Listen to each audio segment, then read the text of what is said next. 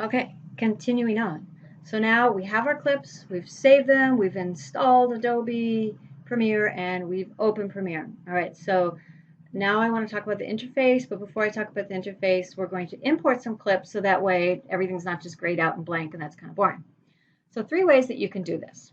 The first way is probably the way that you would guess, which is very similar to most programs. When you want to bring something in, you go up to File, and you go to Import. File, Import, and I'm going to look for those clips. The first place it took me to is my SD card. I'm not bringing them in from my SD card. I'm bringing them in from my video art folder and from my practice clips. And I could hold down the Shift key and click all three. I could select and click all three. If I just wanted one, I could just click one. I'm going to take all three. Oh no, sorry, actually I'm going to just take two, so that way I can import something else in a different way. And it's importing files, being famously slow. Okay, and they've imported, and you may see they are now, if you have a panel down on the bottom that's called Project, you should see them down there. So in terms of the interface, up here towards the top, you should see a bunch of different options for how you want your interface to look. Learning, assembly, editing. I am in the editing interface. So if you have something that looks different, check up here and see if you're in the editing. Okay, so that was one way to import our clips. So File, Import. Another way, I'm just going to make this panel a little bit larger, is to just double click in my project pane. So in the gray area, not on my clips, I'm going to double click on them, and that opens up the same window to import. This is personally like my favorite way. I think it's the fastest to be able to import clips. And now import, click on another one and import it.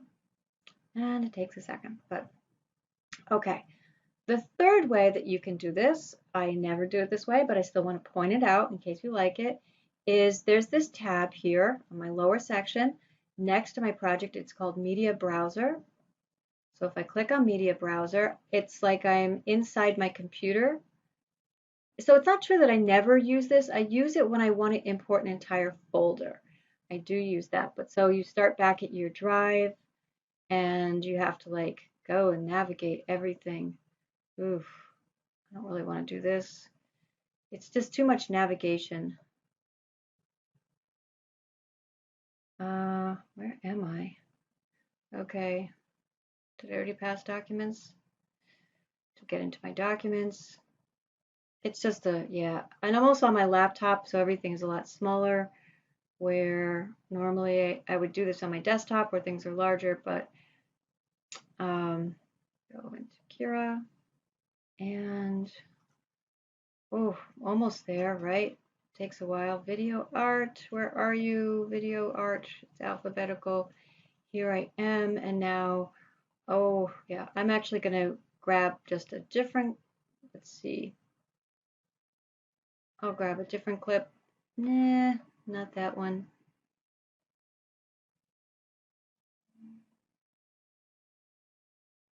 Okay, well, I'm grabbing this clip. I'm going to right click on it and choose import. All right, now it did import it. Make sure that you've switched back and you are in the project pane over here.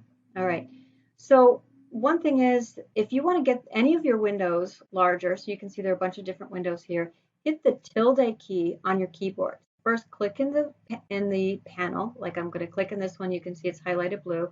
The tilde key is like right under the escape and above the tab on the left-hand side of your keyboard. I hit that and it makes it full screen. I hit it again and it makes it smaller. That can be really useful for our monitor. So other things to notice about this project pane. Down at the bottom, I could switch this from being thumbnail view to a list view, and then I go back again. So that's what these two icons do. In the list view, I'm going to put this at full screen.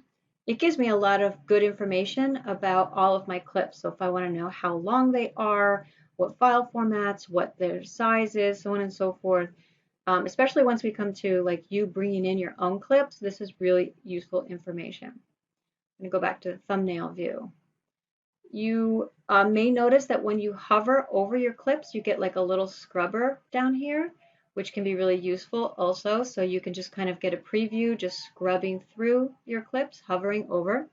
If I click on it, then you can actually get like this anchor point for the scrubber, and then I could manually scrub it myself.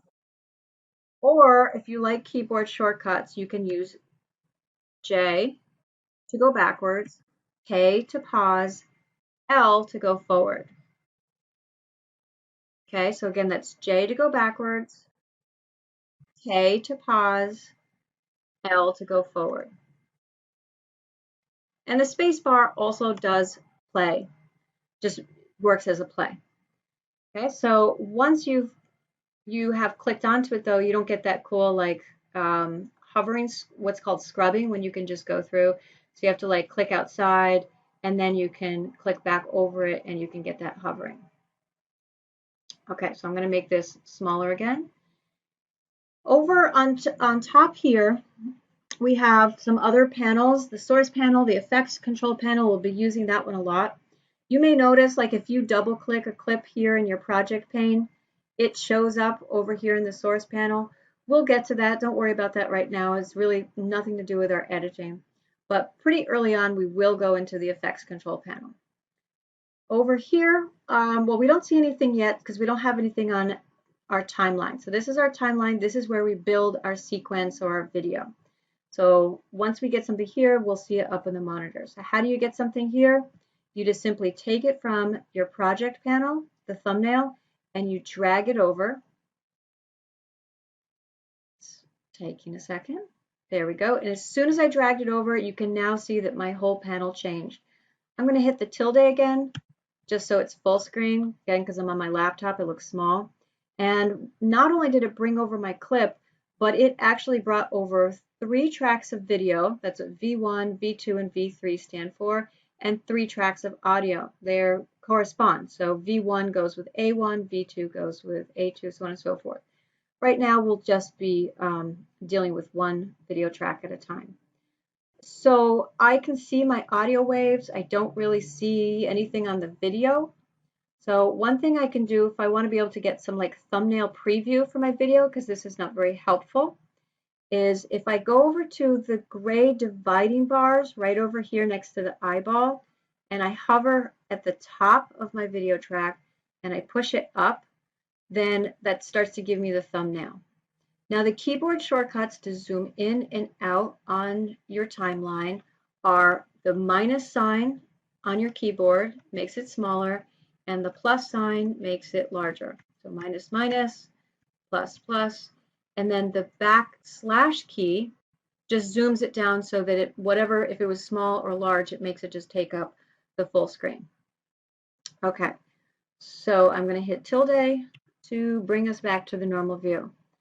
Up at the top of my timeline here, I have what's called the scrubber. And this is the little scrubber I can click and drag. And wherever the scrubber is, that's what shows up over here on my monitor. And I can press play also on the monitor. And you can see how my scrubber starts to move. And then I can stop it.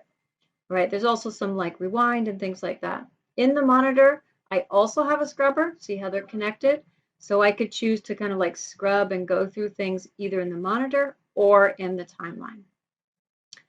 Okay, over here some other panels will show up, but we'll get to those as needed. Right now you probably just see your audio going. So that's all for this video. In the next one, I'm going to start talking about doing some basic editing.